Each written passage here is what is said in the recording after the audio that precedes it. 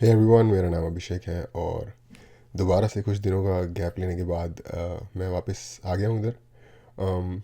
एक वीडियो और उस टॉपिक के बारे में थोड़ी डिस्कशन हो रही थी पिछले कुछ दिनों में कि वीरदास, जो कि एक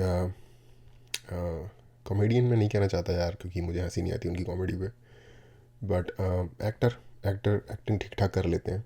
तो um, उनको अभिजीत चावड़ा जी ने शायद कह दिया था कि वो कूली हैं और इस पे उनको काफ़ी बुरा लग गया था और उन्होंने आई थिंक क्लेम कर दिया था कि एक रेसिस्ट स्टेटमेंट है। तो इस पे उन्होंने जवाब दिया, अपनी क्लैरिफिकेशन की ऐसा क्यों कहा। uh, देखते हैं वो और फिर बात करेंगे इसके बारे में। Yes, I did happen to watch that.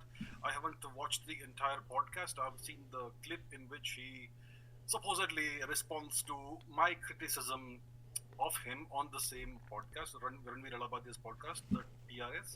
Okay, तो इन्होंने भी ये बात उसी रणवीर के पॉडकास्ट पे ही कही थी और रणवीर के ही पॉडकास्ट पे वीरदास भी आया और फिर उसने भी जो ये एक्यूजेशन लगाया रेसिस्ट होने का, वो उसी प्लेटफॉर्म पे लगाया।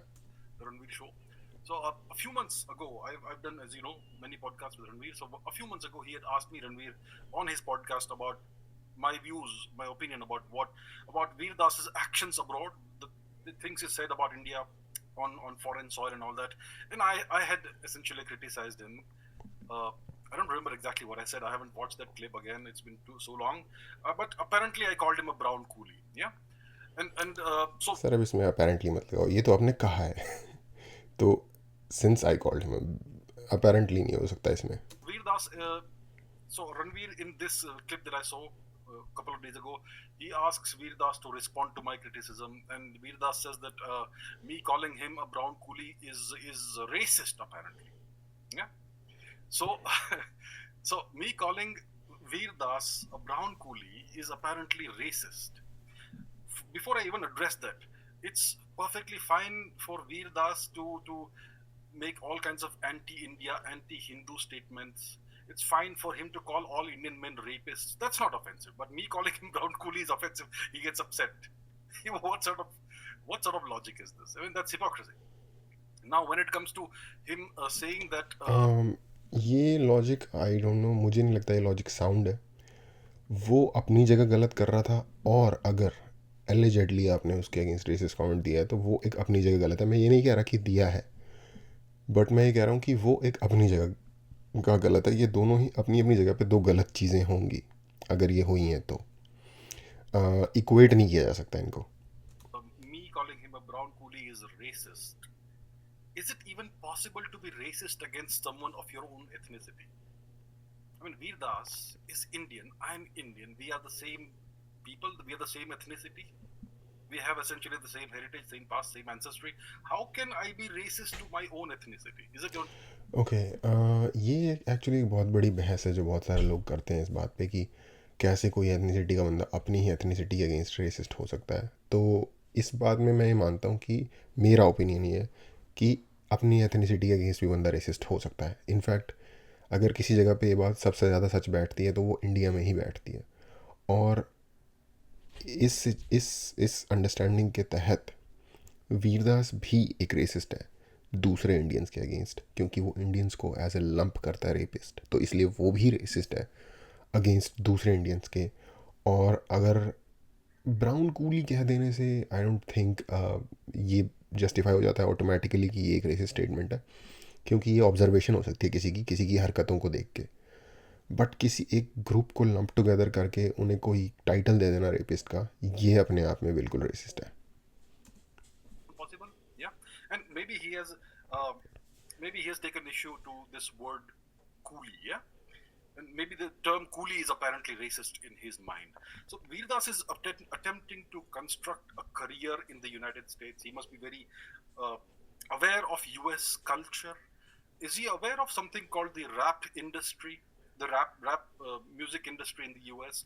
It is dominated by African American people. सही, एन वर्ड का एग्जाम्पल आने वाला Yeah, all these rap stars, yeah, Coolio and LL Cool J. I don't know. There must be many more these days. I'm not really keeping track of it. Now, in the US rap neither do I. industry, and Veerdas says that me using the word coolie against him is like using the N word against an African American person, black person. So he's equating coolie with the N word. ये चीज़ अब totally logicless है वीरदास की, क्योंकि काले या फिर African American जो होते हैं वो आपस में अपने आप को एक दूसरे को जो वर्ड बोल रहा है वर्ड उसी से ही एक दूसरे को बुलाते हैं, ठीक है। वो तो ये तो बल्कि जो इन्होंने कूली उसको कहा उस चीज़ को और जस्टिफाई कर देगा। In the US rap industry, if you listen to the rap music, they use the N word all the time. In the US, it is perfectly acceptable for a black person to use the N word. It is used sometimes as a term of endearment among black people, sometimes in other ways as well. Yeah, but it's perfectly acceptable for derogatory way में भी होता है, एंडियरमेंट में भी होता है, multiple तरीके से होता है। black people to use the N word. It is completely unacceptable for a white person to use the N word because of the history, because the white people invented this word, and they have used it for centuries in a derogatory way, in a racist way against black people. So for a white person to use the N word is completely unacceptable. Black people use it all the time. That's how it is. That's a social convention. But एक चीज़ और है ना, India में ये भी problem है कि India में, जैसा कि मैं पहले भी कह रहा था, इंडिया में हमारे लोग हमारी बंदों के अगेंस्ट टोटली, दुनिया में अगर सबसे ज़्यादा कोई कॉम रेसिस्ट होगी ना तो वो हम हैं, और हमारे ही लोगों के अगेंस्ट। दो चार आपको एग्जांपल दे देता हूँ। जो बिहार और यूपी के लोग हैं उनको आपने जोक्स भी सुने होंगे इस बारे में कि कैसे उनको यूपी का भैया या कुछ बोला जाता है। सेम पंजाब में भी जो बहुत सारे लोग लेबर करने जाते हैं बिहार और यूपी से ही, उनको वहाँ पे जो उनके लिए वर्ड होता है वो उसको कहते हैं भैये, भैये हैं ऐसे, मतलब या जो भी। तो वो डेरोगेटरी वे में ही यूज़ होता है, वो कोई रिस्पेक्टफुली बाप नहीं बोला जा रहा उनको, उनको भैये इस तरीके से बोला जा रहा है जैसे कि सस्ते सी कोई चीज़ हो, ठीक है। तो और ऐसे ही पंजाब में जो सिख लोग हैं या कहीं पे भी सिख लोग हैं उनके बारे में जोक्स होते हैं, संता बनता और पता नहीं क्या क्या है, पर्टिकुलर टाइम से रिलेटेड। ऐसे ही मतलब हर ग्रुप, सिंधियों के बारे में, बनिया जो एक बिजनेसमैन मर्चेंट कम्युनिटी है उसके बारे में, जो SC ST कास्ट है उनके बारे में तो आप छोड़ ही दो कि क्या क्या उनके बारे में कहा जाता है। जो और जस्ट छोटे से बड़े से नहीं है, जो जो जो मान लो जैसे जो ब्राह्मण भी है या जो पंडित भी है उसको भी पंडित इस तरीके से मतलब मूवीज़ में दिखाया जाता है। मुस्लिम्स के बारे में एक अलग तरीके से उनको कुछ वर्ड्स उनके बारे में यूज़ किए जाते हैं। तो ये जो है हिंदूज़ के बारे में मुस्लिम्स करते होंगे या वो करते हैं, ठीक है, जो दूसरे धर्म के लोग हैं, ठीक है। क्रिश्चियंस के बारे में एक अलग वर्ड है चावल से रिलेटेड, सबको पता है। तो हम जो हैं इंडिया भारत के अंदर जो हम लोग हैं, हम लोगों से ज़्यादा रेसिस्ट दुनिया में मुझे नहीं लगता कोई भी और ग्रुप है। और वो जो हमारा सारा रेसिज्म है ना वो हमारे खुद के ही लोगों के अगेंस्ट होता है, बेस्ड ऑन डिफरेंट थिंग्स, ठीक है। थोड़ा बहुत ये बाकी कंट्री, ऐसा नहीं है कि USA में ये चीज़ एग्जिस्ट नहीं करती, वहाँ पे एग्जिस्ट करती है। सदर्नर्स को एक ख़ास तरीके से देखा जाता है। एलाबामा के बारे में एक स्वीट होम एलाबामा करके एक मीम मशहूर है, सबको पता है उसका मतलब क्या होता है, ठीक है। मिसिसिपी के लोगों को एक ख़ास तरीके से देखा जाता है, कैलिफोर्नियंस को एक ख़ास तरीके से। तो है ये चीज़ पूरी दुनिया में, हमारे यहाँ बहुत ही कट्टर लेवल पे है ये चीज़। Similarly, among Indians, the same way, if a white person were to use the word coolie for an Indian or for a Chinese person or a Japanese person or an Eastern Asian person, that would be racism. But an Indian person using that word coolie is obviously not racism. You can't be racist against yourself. No, you can this be. is a rather ridiculous. You can be and everybody is actually in fact. मुझे लगता है कि हमारे देश में लोग एक दूसरे की, और एक ग्रुप को मैं इंक्लूड करना भूल गया भाई, नॉर्थ ईस्ट के लोगों के साथ साथ क्या क्या बोला जाता है उनको, बहुत उनकी रेस पे कमेंट और लाइक क्योंकि वो एक डिफरेंट पार्ट ऑफ इंडिया से आते हैं, उनकी थोड़ी सी अपीयरेंस डिफरेंट होती है। मेन लैंड के लोग जो कि थोड़े डार्कर शेड के होते हैं उनको क्या क्या बोला जाता है। अब इसको आप कॉमेडी में भी ले सकते हो, इसको आप एक फ़नी वे में भी ले सकते हो, बट ज़्यादातर जो सड़क पे होता है वो फ़नी वे में नहीं होता, ज़्यादातर डिसरिस्पेक्टफुल और डेरोगेटरी तरीके से होता है. thing that Veer Das has said, he's trying to portray himself as a victim here. Yeah. And if the word coolie is apparently racist in his mind, then what is this exactly? The 1983 movie Coolie, starring one of Bollywood's great superstars, Amitabh Bachchan. Is this a racist movie? Or maybe it's an old movie from 1983. Maybe times have changed. Yeah. Then what about this movie, Coolie number one, with some Bollywood people who I don't really know? This is a very recent movie, Coolie number one. Is this also a racist movie, Veerdas? What sort of logic do या I don't think ये जो examples दे रहे हैं ये examples differentiate कर रहे हैं कि कैसे ये एन वर्ड से डिफरेंट है जो कूली वर्ड है. और या मैं इस बात से पूरी तरीके से एग्री करता हूँ कि जो वीरदास का कमेंट है कि ये रेसिस्ट हो रहा है मेरे अगेंस्ट, वो सही नहीं है, टोटली सही नहीं है. लेकिन ये वर्ड भी गोरों ने ही ईजाद किया था हमारे ही अगेंस्ट, तो वो उस जगह पे ये बात ठीक बैठती है. people come up with? How is the term coolie racist when an Indian person uses it? Yeah. If a white person calls an Indian racist or a Chinese racist or a Japanese person or anybody else racist, calls them coolie. If a white person uses the word coolie, that's racism. An Indian person using the word coolie is not racism. Now let's understand. नहीं, इसको अब थोड़ा सा clear कर देते हैं.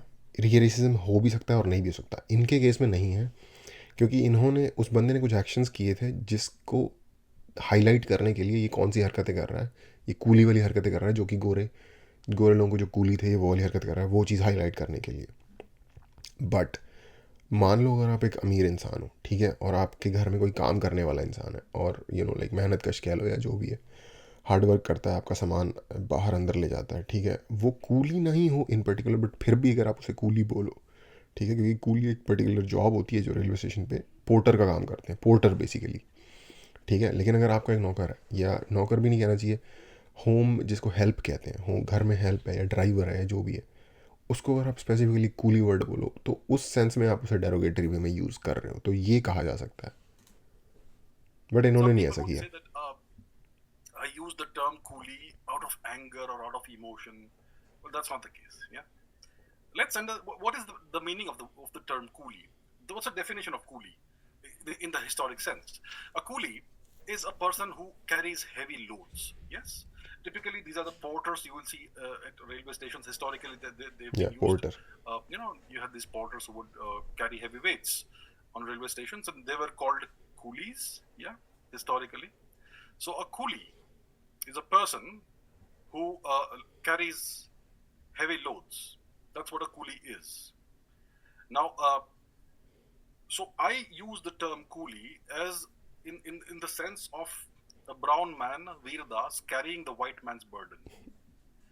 You may have heard of the poem White Man's Burden, which was written by the very racist Indian-born British poet Rudyard Kipling, The White Man's Burden. And in this I think Mowgli वाली story भी उसने लिखी है. poem, he says that the white people are, their responsibility is to civilize the non-white people. Because non-white people are backward, primitive, all that barbaric, yeah? And the white people are civilized, so it is the white man's burden to civilize the non-white people, the brown people, the black people, and so on and so forth, the Eastern Asian people, the Indians, and all that. So even today, these racist tropes, these racist attitudes still continue. So today you will see in the West, in the US, in the UK, their publications like The Guardian, the New York Times, the New York Post, the Washington Post, and guardian और New York times, उसको आप cleaning के लिए use कर सकते हो, उसको आप लाइक पानी सुखाने के लिए यूज़ कर सकते हो, उसको आप किसी भी और तरीके से रद्दी में बेचने के लिए यूज़ कर सकते हो.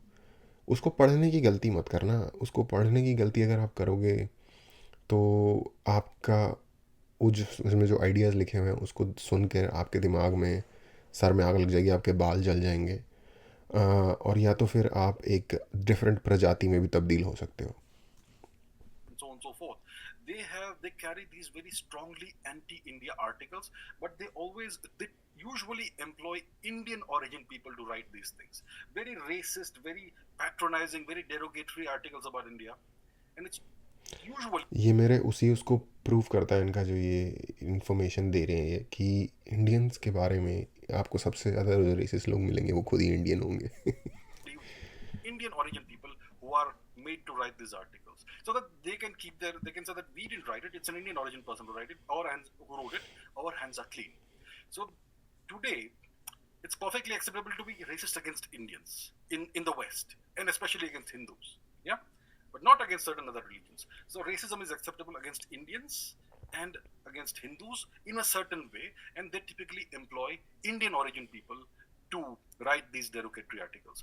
That means that they are making the Indian origin people, the brown people, to carry the white man's burden, and they can say that our hands are clean. So Veer Das is one of those brown coolies. He is carrying the white man's burden, yeah, in the sense that he is going outside of India. He is performing apparently as a comic in the US and other places. I believe, I don't know.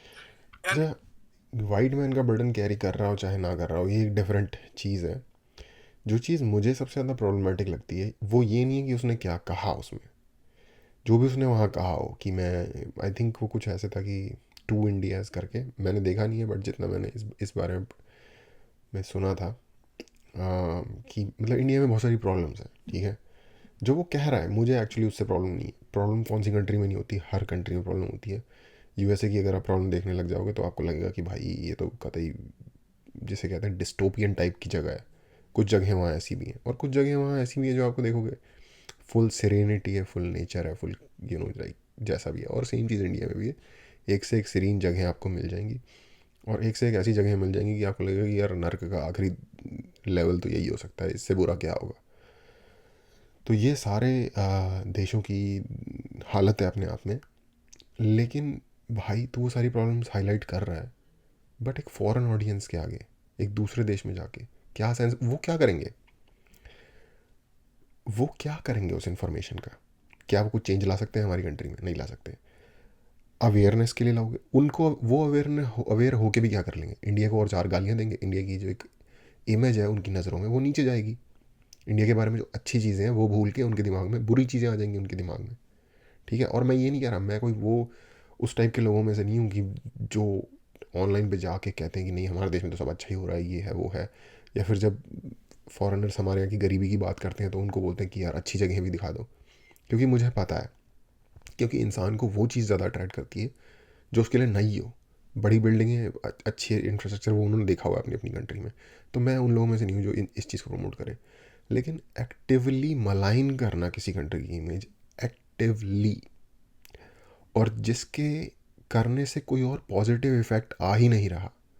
For example उन लोगों को aware करने से यहाँ की problem से क्या होगा. यहाँ के लोगों को अवेयर करना पड़ेगा उन प्रॉब्लम से जो कि चाउमीन और मोमोज़ और ये कूली नंबर 1 टाइप की मूवीज़ में फंसे हुए हैं.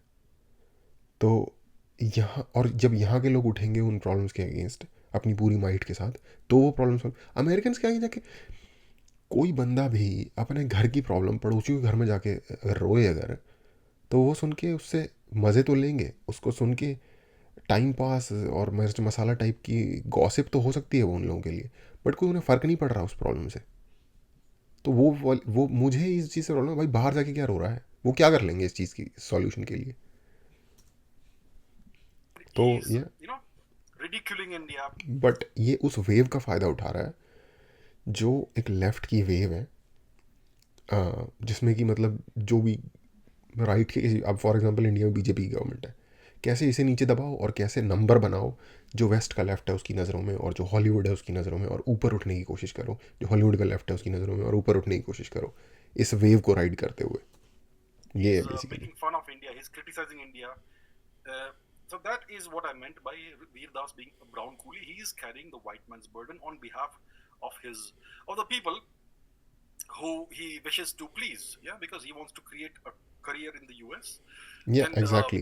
obviously, he's not a very funny guy. He's rather Exactly, unfunny. भाई. But yeah, he serves the purpose. He serves the purpose of carrying the white In fact, he's super cringy. man's burden.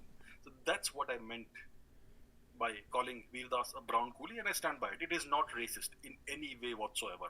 His contention that I was being racist against him is risible. It is asinine. It is laughable. It's ridiculous. Yes.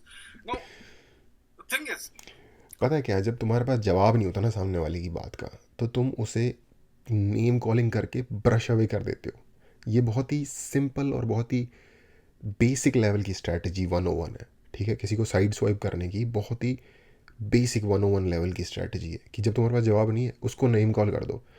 अब जैसे मान लो कोई देश, जैसे हम कहते हैं पाकिस्तान में बहुत ज़्यादा वो है, क्या कहते हैं, टेररिज्म है, वो उनकी कंट्री में उनको उस पर काम करना चाहिए। वो उसका जवाब नहीं देते कि वो प्रॉब्लम क्या है, वो कहेंगे अरे इंडिया में ये प्रॉब्लम है। अरे भाई, तू अपना जो मेन मुद्दा है वो तो कर। इसको कहते हैं क्या कहते हैं उसे, साइड स्वाइप कर देना जो मेन मुद्दा है उसको, और कुछ और ही बात बोल देना जिससे कि कुछ तरीके का लाइक कीवर्ड बोल देना। रेसिस्ट एक कीवर्ड है जिससे कि ध्यान उस तरफ चला जाए। Veerdas, did he address my criticism in his when Ranveer invited him to do so? I don't think he was able to address my criticism या at all. सही, My यही मैं कह रहा criticism हूँ, was, एड्रेस नहीं कर पाया। why did you criticize India abroad? Why did you make fun of India abroad? Why did you ridicule India abroad? You know, it's you will never see an American person coming to India and then ridiculing their country. You will never see a Chinese person coming to India and ridiculing their country. You will never see a person from the UK coming to India and ridiculing the UK.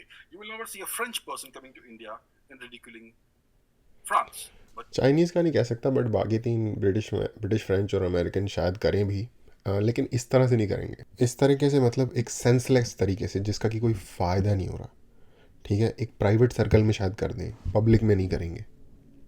तो ये you will क्या see कहें। lots of Indians, these brown coolies, who go to the West and attempt to ingratiate themselves over there by criticizing India, ridiculing India, making fun of India, saying whatever these people want you to say. Yeah. You know, if you really care for India, you know, in friendship, how it is, when two people are real, genuine friends, and one person needs to be criticized, that criticism is done in private. It's या never done in public. When you have a small child and the child is maybe, you know, needs some improvement, you do the criticism of the child in private. You don't do it in public. Yeah. So if Veerdas really cares about India and he thinks India needs to change, इसमें ये थोड़ा सा ठीक example नहीं है, क्योंकि देखो Russia में या बेलारूस, अगर आपने सुना होगा, एक और कंट्री है, यूक्रेन है एक कंट्री। इन कंट्रीज़ में या फिर इस तरीके की जो भी कंट्रीज है जहाँ बहुत ज़्यादा डिक्टेटरशिप लेवल की बुरी हालत है लोगों की, तो जो पॉलिटिकल डिसेंट है जो पॉसिबल नहीं हो पाता, जब इन्हें करना होता है तो उनकी कंट्री में क्योंकि वो पॉसिबल नहीं है, तो उन कंट्रीज़ में बाहर जाके बोलना गलत नहीं है अपने आप में, क्योंकि अपनी कंट्री में वो बोल ही नहीं पा रहे। अपनी कंट्री की ओरिजिनल सिचुएशन जो चल रही है चाइना में फॉर एग्जांपल, क्या चल रहा है वहाँ कंट्री के अंदर, वो अगर किसी को बताना है तो वो कंट्री के बाहर ही आके बता पाएगा सच्चाई। वहाँ बताएगा उसको पकड़ लेंगे, उसको मार देंगे। ठीक है, यही हालत बहुत सारे देशों की है। तो कंट्री के लेवल पे सिचुएशन के हिसाब से ये चीज़ बदल सकती है। इसलिए वो बच्चे वाला और घर वाला शायद एग्जांपल यहाँ पे उतने सही से फिट नहीं हो रहा। लेकिन इंडिया में वो चीज़ अप्लाई नहीं होती, क्योंकि यहाँ पे आप वो सारी बातें जो आप वहाँ बात कर रहे हो यहाँ भी कर सकते हो, और आपको उससे ज़्यादा ही अप्रिसिएशन मिलेगी लोगों से इस तरह का सच बोलने पे। ठीक है, बट प्रॉब्लम ये है कि वहाँ पे जो इसके बेनिफैक्टर हैं, जो उन्होंने शुरू में बात की कि ये कोशिश कर रहा है वहाँ पे कैरियर बनाने की, तो वहाँ पे कैरियर बनाने के लिए जिन लोगों की चाटनी ज़रूरी है उनकी चाट रहा है। सिंपल बात ये है। change in India needs to improve. He could have said these things in India, या but no, he exactly. chose to go half the planet away, the other side of the planet, and make fun of India in the US. And my question was, why did he do that? He has not answered the question. He has no answers. You know, Veerdas is very brave to speak about India abroad. He has very bravely नहीं brave, criticized India abroad, made fun of India abroad. इससे He's consequences ही नहीं bravely कोई। ridiculed India abroad. Yeah, yeah. And you think that's bravery? There are no consequences for exactly. ridiculing India. There are no adverse consequences for ridiculing Hinduism. There are consequences for ridiculing certain other religions in some other countries, but he won't do that. You know? So he comes to Ranveer's show, Ranveer gives him the opportunity to address this, and he essentially plays the victim card. Yeah? He's making fun of India over there and all that. Now, I would like to invite Veer Das to, well, if he wants to, he can do this. You know, he speaks about two Indias. Well, I would like to tell Veer Das that there are two Americas also. There are two Americas. Yeah, there is one America that he wishes to live in, the wonderful America that he wants to be a part of. अब ये But then, America के बारे में बता रहे हैं, America का यार पता ही है, बट वो हमारे हमारे से रेलेवेंट सब्जेक्ट नहीं है.